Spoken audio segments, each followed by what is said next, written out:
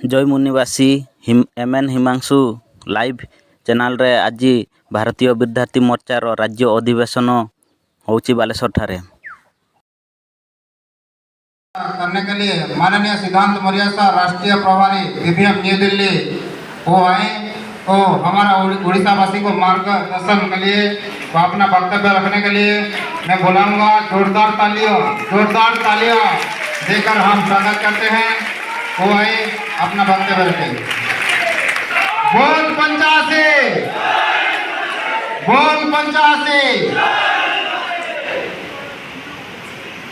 धन्यवाद। उड़ीसा राज्य के सभी युवाओं, विद्यार्थियों, बेरोजगारों, छात्र, नौजवानों को बहुत बहुत शुभेच्छा और अभिनंदन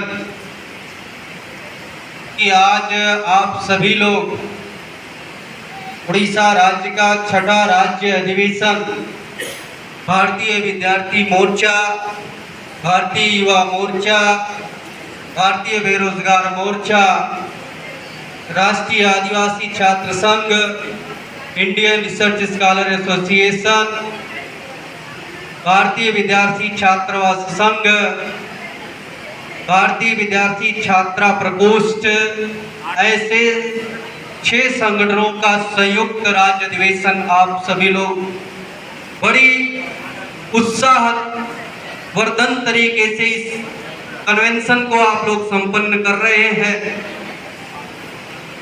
थोड़ा से आप लोगों से एक प्रॉब्लम है कि हम उड़िया भाषा में थोड़ा बोल नहीं पाएंगे क्योंकि हम हिंदी भाषी क्षेत्र से हैं।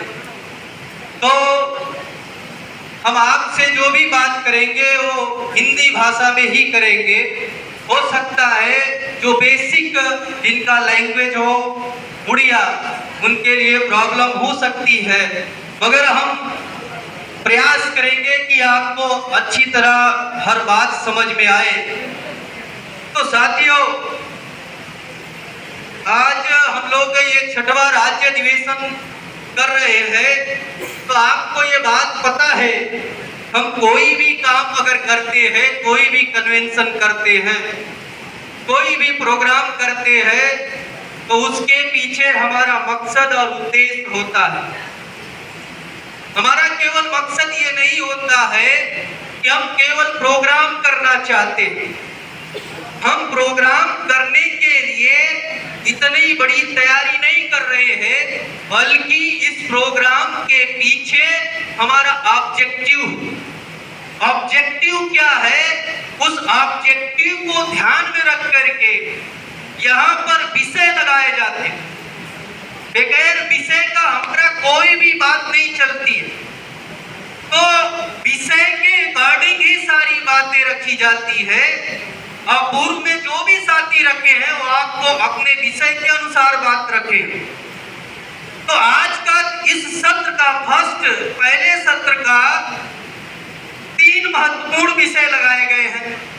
नंबर 1 विषय है नई शिक्षा नीति लागू करके मूल निवासी बहुजन समाज को प्रतिनिधित्व विहीन करने का षड्यंत्र, एक गंभीर चिंतन।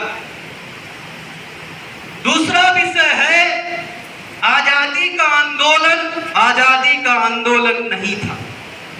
आपको पढ़ाया जाता है कि 15 अगस्त 1947 का आजादी का आंदोलन था, मगर हम डंके के चोट पर विषय लगा रहे हैं कि आजादी का आंदोलन नहीं था, बल्कि यह हमारे ऊपर ब्राह्मणों का वर्चस्व स्थापित करने का षड्यंत्र आंदोलन था। ब्राह्मणों का हमारे ऊपर, ये बहुजन समाज के ऊपर वर्चस्व स्थापित करने का षड्यंत्र है। इसलिए हम ये जो 15 अगस्त आजादी का आंदोलन हमें सिखाया जाता है, पढ़ाया जाता है कि हम 15 अगस्त 1947 को आजाद हो गए।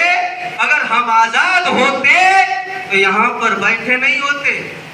हम भी इसरो में जाने की तैयारी करते तो दुनिया में भारत सबसे पहले इसरो के तहत भारत सबसे पहले चांद पर ही नहीं 9 ग्रह पे जाने की तैयारी कर। अभी हम इसरो के माध्यम से केवल चांद पर चले गए तो हम बहुत बड़ा डंका पीट रहे हैं, मगर उससे पहले कितने देश चले गए, इससे पहले हम चले जाते। अगर हमें आजादी मिली होती तो उस विषय पर हम आपको बताएंगे। तीसरा विषय है ओबीसी। अगर हिंदू है तो ब्राह्मण ओबीसी की जाति आधारित जनगणना के विरोध में क्यों है?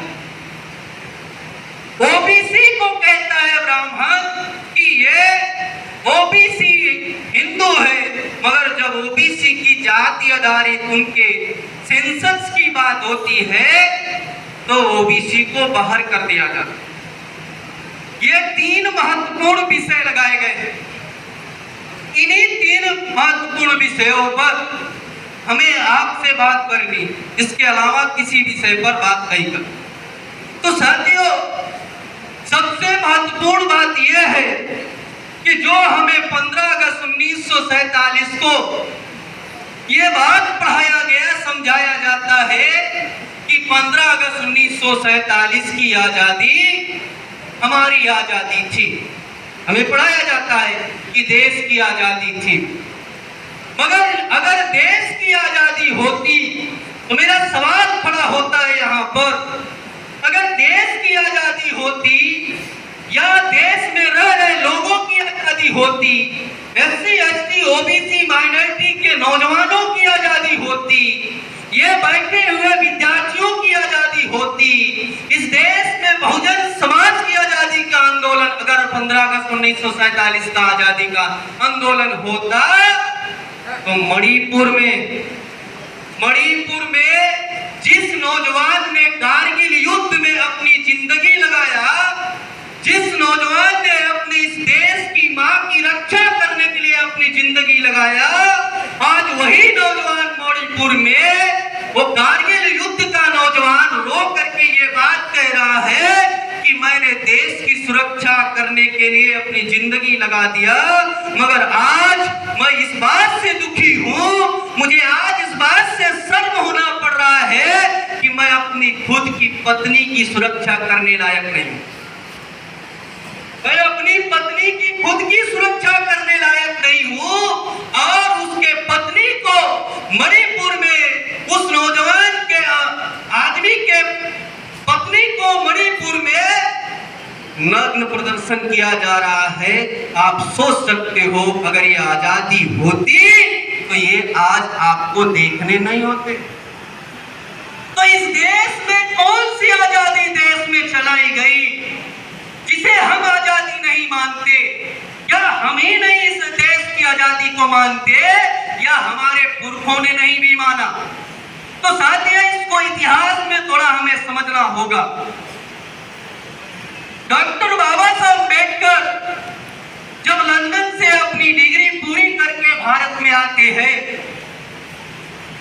और आने से पहले जब वो 1913 के आसपास जब विदेश में फॉरेन में डॉक्टर बाबा साहब अम्बेडकर अपनी स्टडी कर रहे थे, तो बाबा साहब अम्बेडकर को मैं एक रेफरेंस देके आपको ये बात बता रहा हूँ कि आजादी हमारी कैसी आजादी नहीं थी, क्योंकि हमारे नौजवान पढ़ लिख रहे हैं, स्टडी कर रहे हैं, मगर उनके सिलेबस में ये बात रटाया जाता है कि 15 अगस्त 1947 को हम आजाद हो गए, मगर ये नहीं रटाया जाता है कि हमारे पुरखों ने क्या इसको आजादी माना था।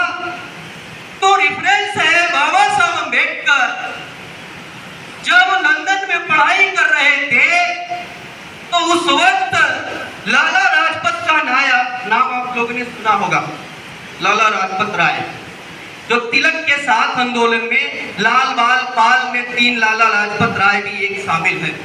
तो लाला लाजपत राय बाबा साहब अम्बेडकर को मिलने को जाते हैं और बाबा साहब अम्बेडकर को ये बात कहते हैं कि डॉक्टर बाबा साहब अम्बेडकर उस वक्त डॉक्टर की डिग्री नहीं थी, मगर बाबा साहब अम्बेडकर को कहते हैं कि अम्बेडकर भारत में आजादी रहा है, भारत में अंग्रेजों के खिलाफ आंदोलन चल रहा है। इस आंदोलन के खिलाफ आपको इस मूवमेंट में शामिल होना चाहिए। बाबा साहब अम्बेडकर को लाला लाजपत राय बताता है, तो बाबा साहब अम्बेडकर ने बात समझ गए कि लाला लाजपत राय कौन व्यक्ति है और मुझे क्यों इसमें शामिल कराना चाहता है। तो बाबा साहब अम्बेडकर ने उसे एक जवाब दिया, उत्तर दिया कि अभी मुझे सियाजी गायकवाड़ जो बड़ौदा के नरेश थे, तो शिवाजी गायकवाड़ जी के माध्यम से मुझे फेलोशिप मिला है और वो फेलोशिप से मुझे यहाँ पर पढ़ने का अवसर मिला है, इसलिए मैं पढ़ाई पूरा कर लूंगा तब इस आंदोलन के बारे में सोचूंगा। बाबा साहब अम्बेडकर ने उसको जवाब दिया। मगर 1917 में 16-17 के दौरान जब बाबा साहब अम्बेडकर का डिग्री पूरी होती है तो भारत में जैसे ही आते हैं वैसे ही लाला लाजपत राय बाबा साहब अम्बेडकर को मिलने को जाते। तो बाबा साहब अम्बेडकर को जब मिलने को जाता है तो बाबा साहब अम्बेडकर को वही बात याद दिलाता है लाला लाजपत राय कि डॉक्टर अम्बेडकर, आपने उस वक्त कहा था कि मैं जब पढ़ाई पूरा कर लूंगा तब मैं आंदोलन के बारे में सोचूंगा। गंभीर बात है। तो अभी आपका पढ़ाई पूरा हो गया है, अब आपको इस आंदोलन में शामिल होना चाहिए। ये बात लाला लाजपत राय बाबा साहब अम्बेडकर को समझाता है, यानी याद दिलाता है। तो बाबा साहब अम्बेडकर उसको उत्तर देते हैं, प्रति उत्तर देते हैं, कहते हैं कौन सा आंदोलन देश में चलाया जा रहा है, पहला क्वेश्चन। तो लाला लाजपत राय कहता है कि देश में आजादी का आंदोलन चलाया जा रहा है, देश में आजादी का आंदोलन चलाया जा रहा है। तो बाबा साहब अम्बेडकर ने दूसरी बात पूछा, तो देश में आजादी का आंदोलन जो आप चला रहे हो वो किसकी आजादी का आंदोलन चला रहे हो। तो लाला लाजपत राय ब्राह्मण था, आपको शायद पढ़ाया नहीं गया होगा। लाला लाजपत राय ब्राह्मण था, उनके इस प्रश्न से समझ गया कि अम्बेडकर क्या कहना चाहते हैं, तो उसने उत्तर नहीं दिया। लाला लाजपत राय ने उत्तर नहीं दिया कि कौन सी आजादी का आंदोलन चलाना चाहते हैं, मगर बाबा साहब अम्बेडकर अगला फिर वहीं से क्वेश्चन उससे लाला लाजपत राय से कहते हैं कि अगर आप आजादी का आंदोलन चलाना चाहते हो और मुझे इसमें शामिल करना चाहते हो तो मुझे आपसे एक दरख्वास्त है, आपसे निवेदन है कि इसमें एक परिवर्तन करो। क्या परिवर्तन होना चाहिए कि इसमें जो देश की आजादी की आंदोलन आप चला रहे हो वो देश के आजादी के बजाय देश में रह रहे लोगों की आजादी चलाओगे तब हम आपके आंदोलन में शामिल होंगे, वरना नहीं शामिल होंगे। सोचो 1917 में बाबा साहब अम्बेडकर का युवा थे, उस वक्त उनकी उम्र 27 साल थी। यहाँ पर बैठे हुए नौजवान जितने, किसी भी नौजवान का उम्र बहुत कम ऐसे हमें दिखाई दे रहे हैं कि जिनकी उम्र 25 साल से कम होगा, सबकी उम्र लगभग 25 से ऊपर है। मगर 27 साल के उम्र का नौजवान उस वक्त भारत की परिस्थिति को जान चुका था।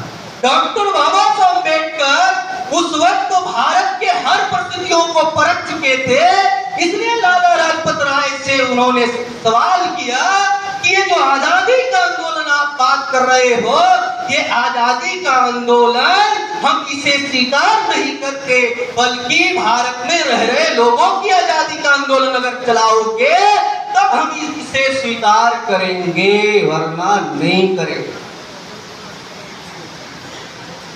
इसका मतलब भारत में तो आजादी का आंदोलन चलाया गया। इसका मतलब भारत में 2 आजादी का आंदोलन चलाया गया, मगर आपके अपनी किताब में पढ़ाया गया कि भारत में एक आजादी का आंदोलन चला, वो भी किसके नेतृत्व में? तिलक अगरकर गांधी कंपनी के नेतृत्व में चलाया गया। यही केवल पढ़ाया गया, मगर भारत में दूसरा जो आजादी का आंदोलन चलाया गया वो आपको सिलेबस से आउट कर दिया गया, आपका आंदोलन सिलेबस से बाहर कर दिया गया। इसलिए वो जो आपके पुरखों की आजादी का आंदोलन था, वो आजादी का आंदोलन हम जैसे नौजवानों का पता ही नहीं कि आजादी का आंदोलन कौन सा हमारे पुरखों का था। तो साथियों, हमारे पुरखों का जो आजादी का आंदोलन था, वो आजादी का आंदोलन जो शुरुआत हुआ था, तब वो आजादी का आंदोलन कब शुरुआत हुआ था? गांधी पैदा भी नहीं हुए थे। हमारे पुरखे का जो आजादी का आंदोलन शुरू हुआ था, तब गांधी नाम का व्यक्ति पैदा भी नहीं हुआ था। तब हमारे पुरखों ने इस देश में आजादी का आंदोलन चलाया था। वो आजादी का आंदोलन था 1 जनवरी 1848। 1 जनवरी 1848 से शुरू हुआ। इस आजादी के आंदोलन के महानायक थे महात्मा ज्योतिराव फूले। इस आजादी के आंदोलन के महानायिका थी महात्मा सावित्रीबाई फूले। ये दोनों महापुरुष ने इस आजादी का आंदोलन चलाया। और एक बात आपको समझाना चाहता हूं, 1881 में हंटर कमेटी आई थी, जब ज्योतिराव फूले आंदोलन चला रहे थे। ये इतिहास है। 1848 में, 88 में, 81 में, 1881 में एक हंटर कमेटी आई थी। वो भारत का सर्वे करने के लिए कमेटी आई थी। अंग्रेजों के द्वारा वो कमेटी भेजा गया था। तो ज्योतिराव फूले ने उस हंटर कमेटी के सामने, अब ज्योतिराव फूले का उम्र भी सोच लो, उनकी जन्म है 1827 और 81 में हंटर कमेटी के सामने ज्योतिराव फूले कहते हैं कि अगर हमारे साथ न्याय करना चाहते हो, हंटर कमेटी के लोगों को ज्योतिराव फूले कह रहे, अगर हमारे साथ न्याय करना चाहते हो तो छूतों अछूतों को अलग अधिकार दिया जाए, छूतों अछूतों को प्रतिनिधित्व दिया जाना चाहिए।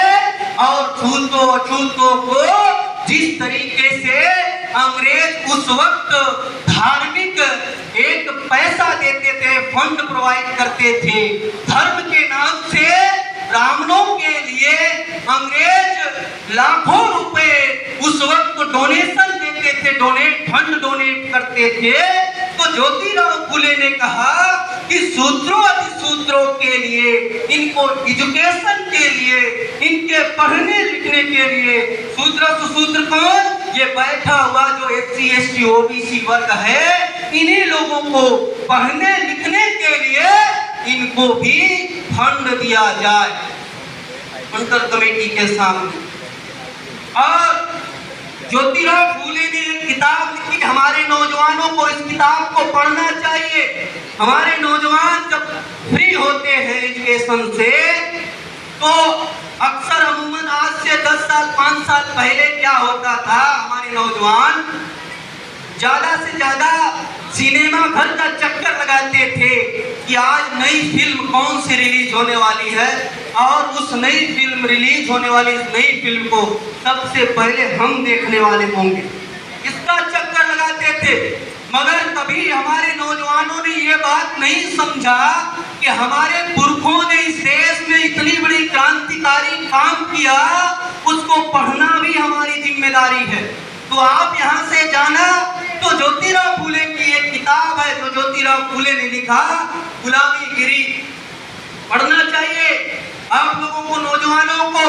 वो गुलामीगिरी पुस्तक में ज्योतिराव फूले ने कहा, एक रनाडे नाम का ब्राह्मण था, यह रेफरेंस लेके आपको हम समझाने की कोशिश कर रहे हैं कि एक रनाने नाम का ब्राह्मण था और वो जिला जज भी था। तो रनाने नाम का ब्राह्मण ज्योतिराव फूले से मिलने के लिए आया और कहा, ये 1885 के बाद का है, जब 1885 में कांग्रेस की स्थापना हो चुकी थी। उसके बाद रनाडे नाम का ब्राह्मण ज्योतिराव फूले को मिलने को आता है और कहता है, ज्योतिराव आप कांग्रेस के आंदोलन में शामिल हो जाओ। आज हमारे नौजवान जब कुछ आंदोलन चला लेते हैं, अभी हमारी बात हो रही थी डॉक्टर साहब से, धीरेन्द्र सर से, कि हमारे नौजवान जब आंदोलन चलाते हैं तो वो पॉलिटिकल सेटलमेंट खोज लेते हैं, पॉलिटिकल सेटलमेंट खोजते हैं।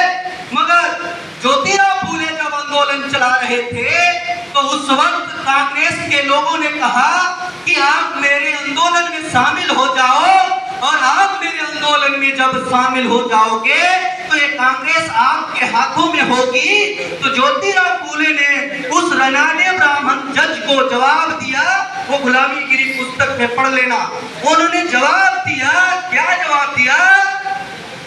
ऊंट पे चढ़ करके बकरियां चराने वाले तुम ब्राह्मण लोग, ऊंट बहुत ऊंचा होता है, ऊंट पर चढ़ करके नीचे बकरियां चराने वाले तुम लोग, यानी इसका मतलब तुम लोग समाज में भेदभाव, छुआछूत, अस्पृश्यता, अनटचेबिलिटी जैसे चीजों को मानने वाले तुम शैतान लोग, क्या हमारे आंदोलन को चलाओगे? तुम्हारी ऐसे आंदोलन को हम लात मारेंगे। ज्योतिराव फूले को भी यह बात समझ में आ गया। ज्योतिराव फूले कितनी कक्षा तक प्रधान था, इस देश की जितनी जिसकी संख्या होगी उसकी इस देश के हर वर्गों का प्रतिनिधित्व होगा।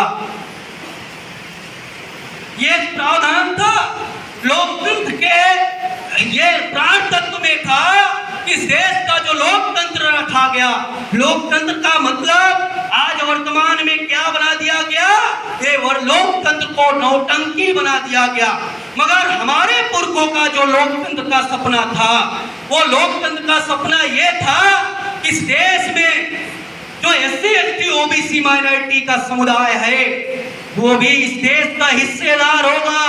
और कितना हिस्सेदार होगा? इसकी जितनी आबादी होगी, इसकी जितनी आबादी होगी। अगर इस देश में मंडल कमीशन के अनुसार, मंडल कमीशन का जो आया उसके अनुसार इस देश के आबादी में 52% अगर OBC की आबादी है, इस देश में लोकतंत्र में 52% लोग लोकतंत्र के अनुसार ये OBC के लोग इस देश की न्यायपालिका में होने चाहिए।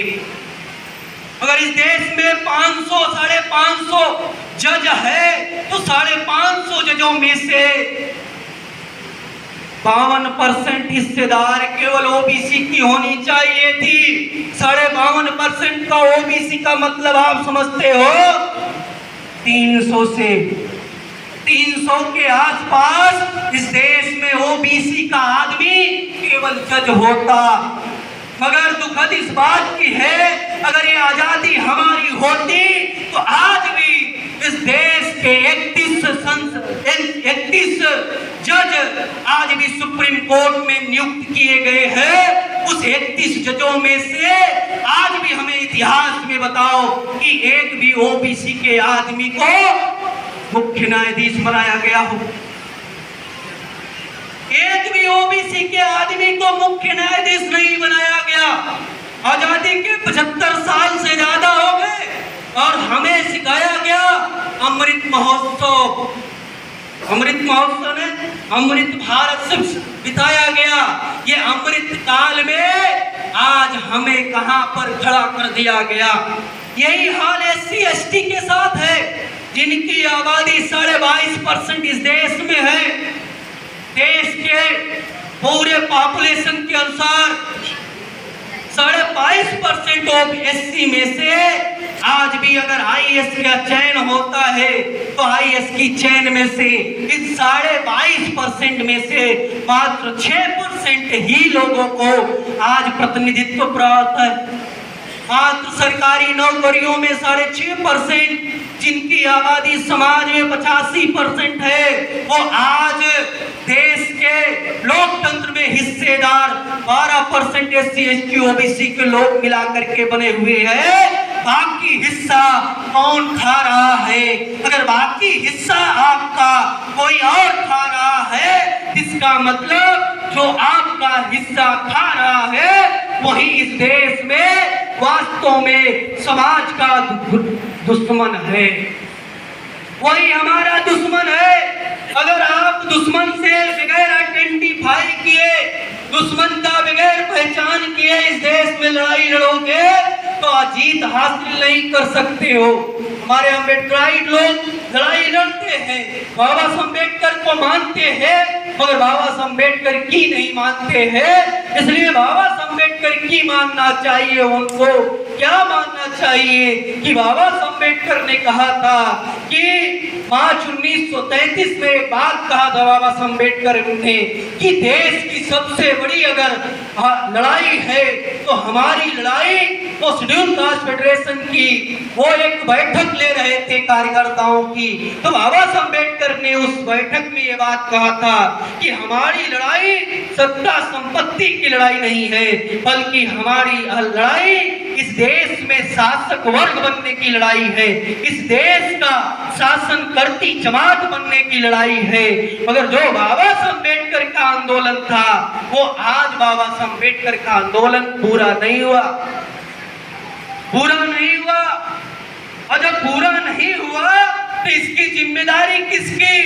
क्या इसकी जिम्मेदारी उन्हीं लोगों की है जिन लोगों ने हमें सदियों से गुलाम बना के रखा, जिन ब्राह्मणों ने हमें हमारे अधिकार से वंचित करके रखा है, वो कभी भी आपको अपने अधिकार दे नहीं सकते। इसलिए साथियों, इस देश में जो आजादी का आंदोलन चलाया गया, वो आजादी का आंदोलन वास्तव में ये आपके आजादी का आंदोलन नहीं था। आपके पुरखों ने भी माना कि ये 15 अगस्त 1947 का आजादी का आंदोलन आपकी आजादी का आंदोलन नहीं था, बल्कि ब्राह्मणों की आजादी का आंदोलन था। इसलिए हम भी इस आजादी के आंदोलन को आजादी का आंदोलन नहीं मानते, हम बल्कि इस आजादी के आंदोलन को ब्राह्मणों की आजादी का आंदोलन मानते हैं। दूसरा विषय आप लोगों ने लगाया है एजुकेशन पॉलिसी के संदर्भ में। एजुकेशन पॉलिसी क्या है? वास्तव में ये वर्तमान में जो एजुकेशन पॉलिसी लाई गई, न्यू एजुकेशन पॉलिसी कही जाए या नई शिक्षा नीति हिंदी में कही जाए, तो ये जो शिक्षा नीति लाई गई, ये शिक्षा नीति वास्तव में एक लाइन में हम इस बात को कहते हैं, डिफाइन करते हैं वन लाइन में, ये शिक्षा नीति SC ST OBC के लिए शिक्षा नीति नहीं है, बल्कि ये शिक्षा नीति गुलामी का दस्तावेज है। SC ST OBC माइनॉरिटी के लिए ये शिक्षा नीति गुलामी का दस्तावेज है। ये माइक पर कह रहा हूं, चोरी छुपे नहीं। इसके लिए भारत सरकार करोड़ों रुपए खर्च किया, इस बात से खर्च किया, ये अध्यापक गण है आप पूछ लेना, सेमिनार लगाया गया, करोड़ों रुपए खर्च किया गया, केवल यही बात प्रचार करने के लिए कि दुनिया की बेहतर शिक्षा नीति लाई। सेमिनार लगाया गया, कॉलेजेस में, यूनिवर्सिटीज में सेमिनार लगाया गया, और उस सेमिनार के लिए भारत सरकार ने करोड़ों रुपए बजट बनाया और इस बात का प्रचार कराया शिक्षकों से कि दुनिया की सबसे बेहतरीन एजुकेशन पॉलिसी भारत में है।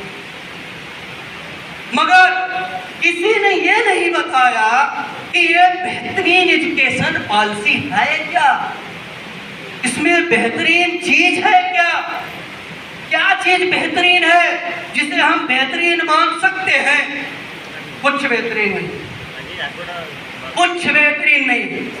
क्या लाया गया एजुकेशन पॉलिसी में, सबसे पहले आपको क्रमबद्ध तरीके से बताता हूँ। न्यू एजुकेशन पॉलिसी में साथियों एक चीज लाया गया, skill development course, vocational course. Skill development के नाम से वोकेशनल कोर्स लाया गया है। न्यू एजुकेशन पॉलिसी कहती है कि ये कोर्स बेसिकली एजुकेशन पॉलिसी के अकॉर्डिंग, बेसिकली क्लास 6 से लेकर के क्लास 8 तक बच्चों को स्किल डेवलपमेंट के नाम से कोर्स सिखाया जाएगा। ध्यान से सुन लेना, कौन सा कोर्स सिखाया जाएगा? स्किल डेवलपमेंट के नाम से, और उस कोर्स का नाम होगा वोकेशनल कोर्स। और उस वोकेशनल कोर्स में सर्टिफिकेट कोर्स दिया जाएगा। सर्टिफिकेट कोर्स क्या होगा? सर्टिफिकेट कोर्स 6 मंथ का होगा, 6 मंथ का। 6 मंथ का वो सर्टिफिकेट कोर्स होगा, उसमें आपके बच्चों को ट्रेनिंग दी जाएगी। 6 महीने की ट्रेनिंग दी जाएगी। कौन सी ट्रेनिंग दी जाएगी? आप लोगों को लग रहा होगा जहाज बनाने की ट्रेनिंग दी जाएगी। आपको लग रहा होगा, आपका सपना होगा कि नरेंद्र मोदी कहता है कि भारत को आत्मनिर्भर भारत बनाएंगे। अभी इसरो की जो रॉकेट लॉन्च हुआ है, जो भेजा गया, इसका कल ऊर्जा का अध्ययन करना, हर पार्ट्स का अध्ययन करना। नरेंद्र मोदी डंके पीट के कहते थे भारत स्वदेशी भारत बनाएंगे, मेक इन इंडिया कहा था ना, नारा दिया था मेक इन इंडिया।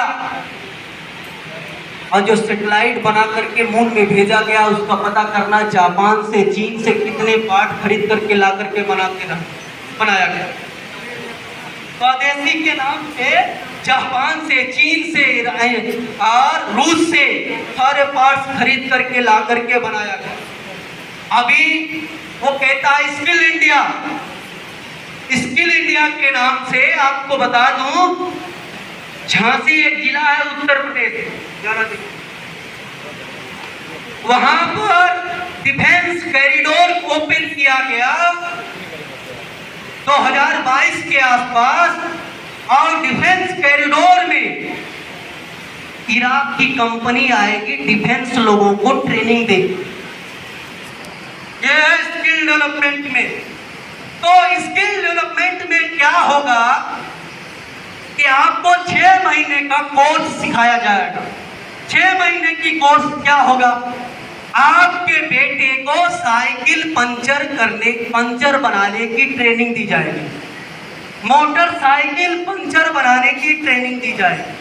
आपके बच्चों को बागवानी, फूल सिंचाई करने की ट्रेनिंग दी जाएगी। आपके बच्चों को चमड़े का जूता कैसे बनाया जाता है उसकी ट्रेनिंग दी जाएगी।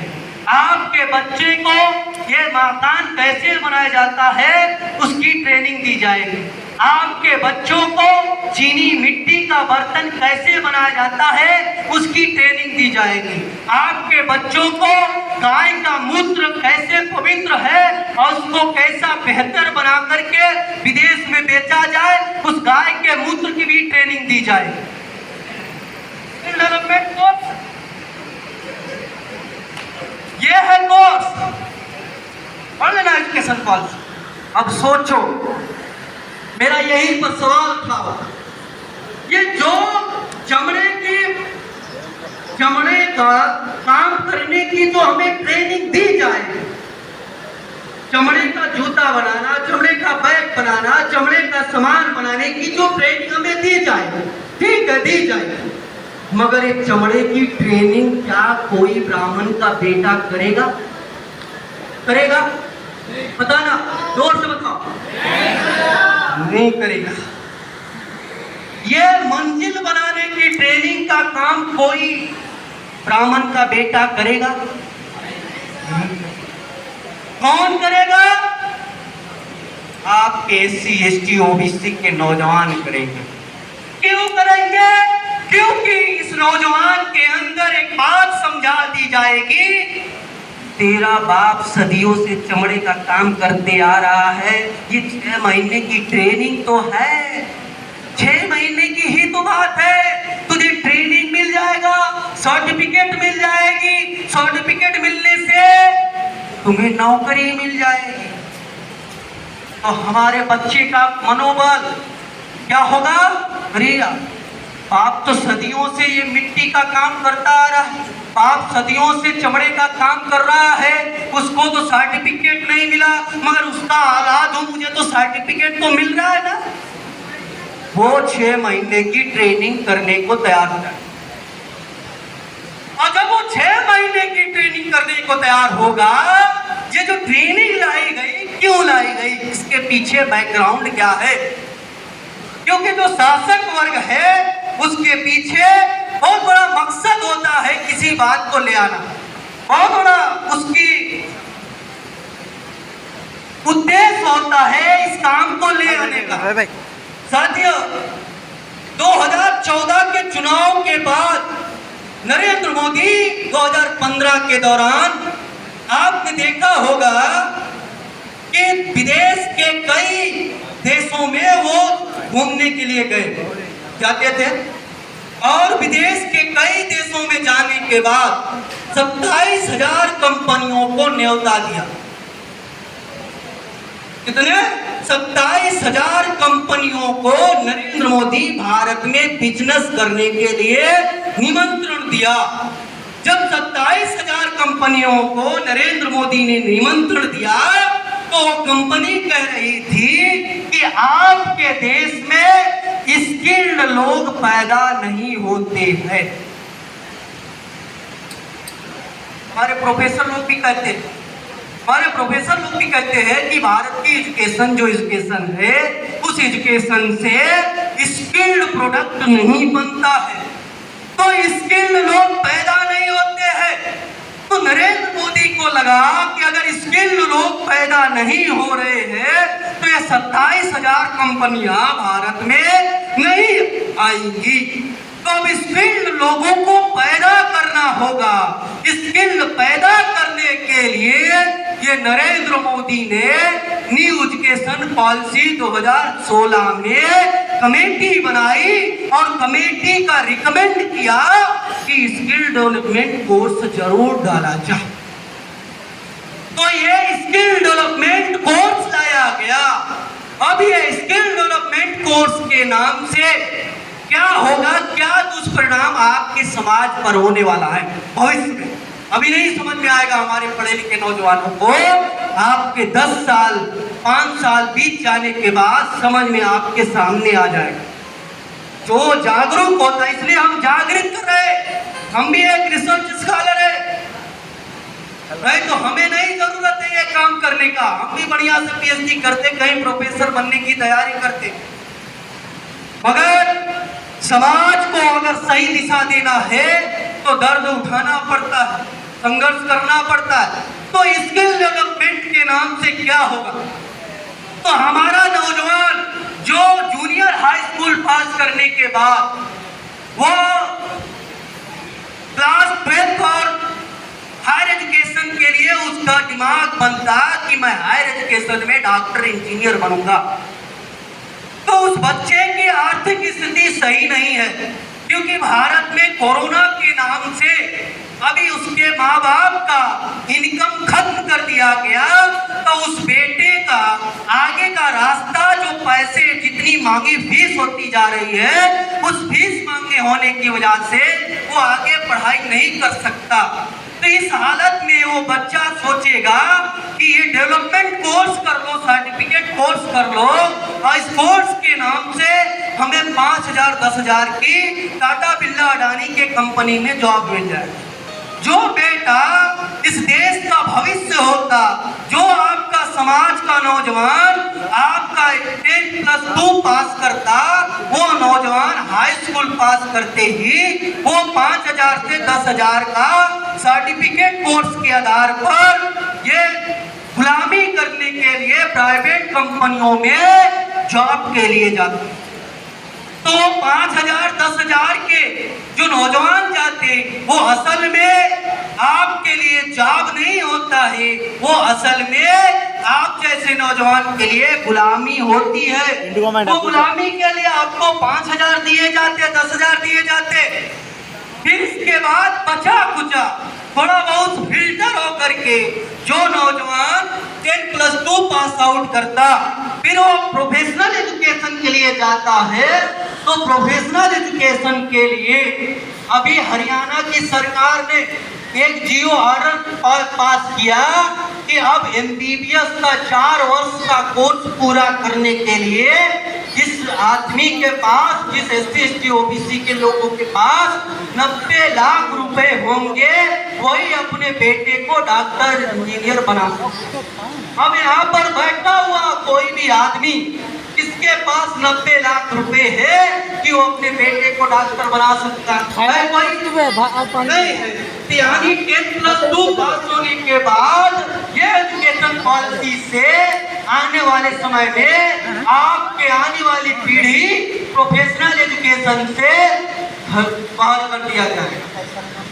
अब प्रोफेशनल एजुकेशन से बाहर होने के बाद ये नौजवान जो छटा हुआ नौजवान होगा वो सोचेगा कि अब हम ट्रेडिशनल एजुकेशन की तरफ चले, BA करे, ग्रेजुएशन करे, PG करे और UG करे, फिर PhD करे, इसकी तरफ जाएगा।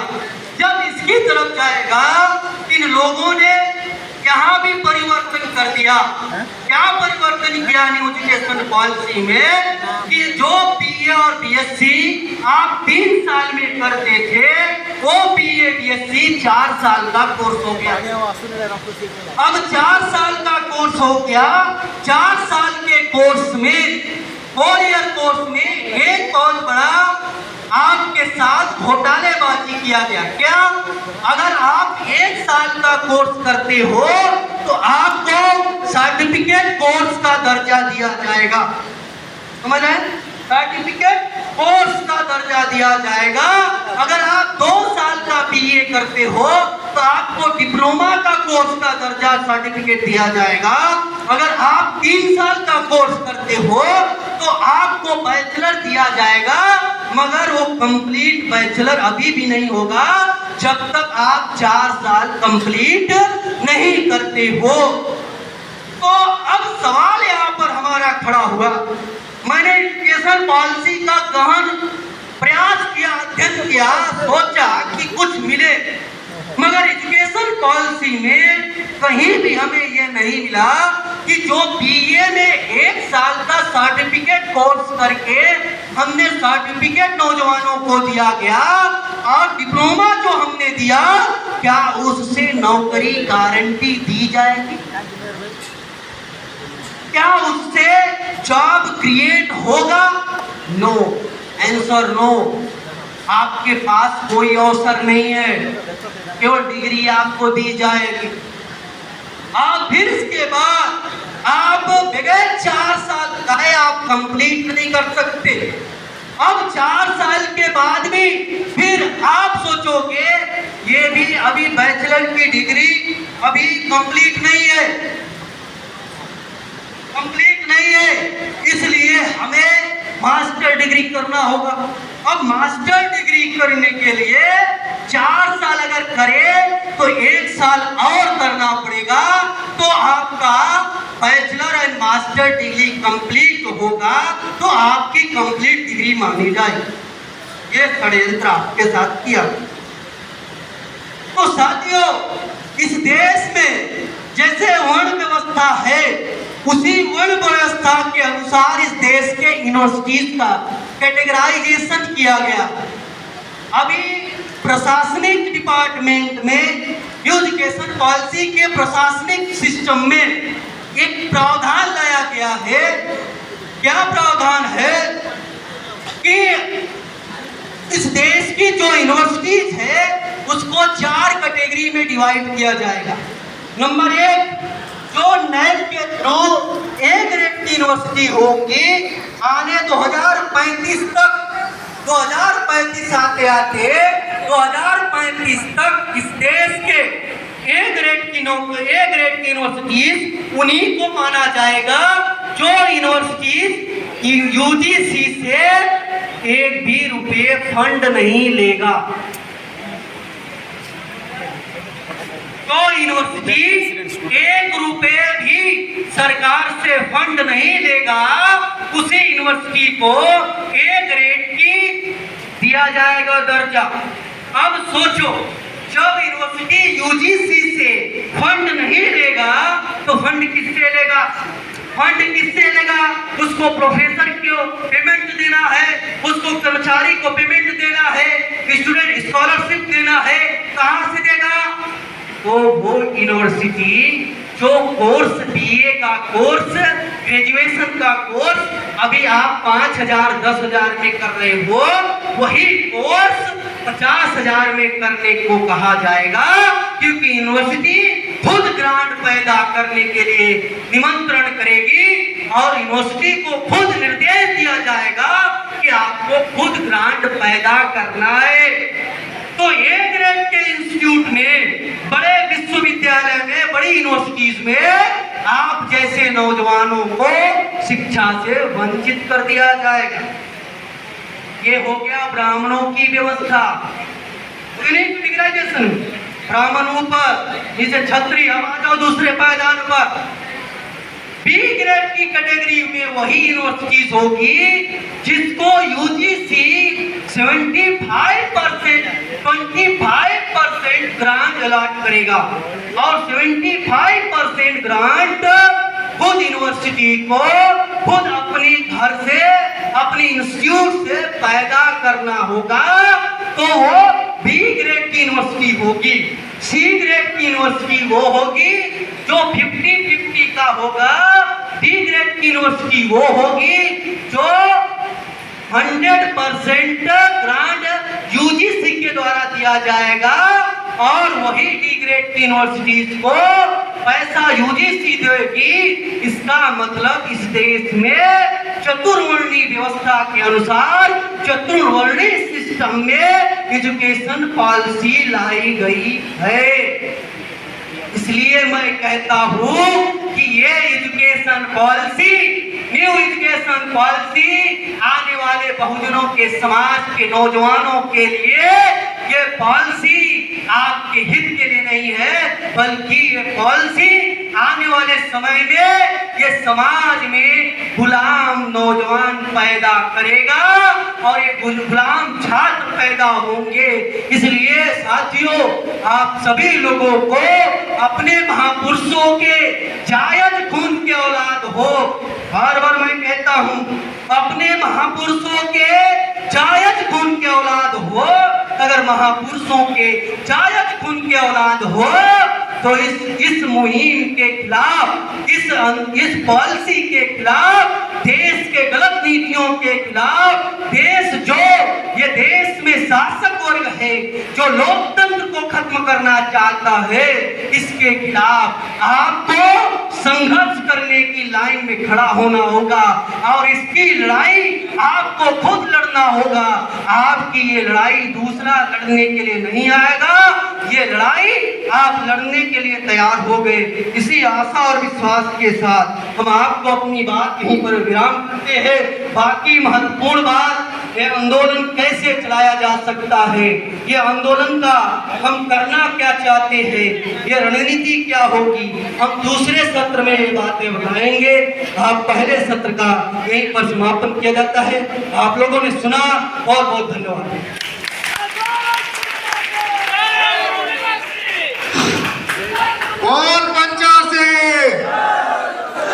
बोल 85 बहुत बहुत धन्यवाद मौर्य सर, आपका जो भाषण था, मार्गदर्शन था, हमारा उड़ीसा वासी को जरूर आगे लेकर जाएगा।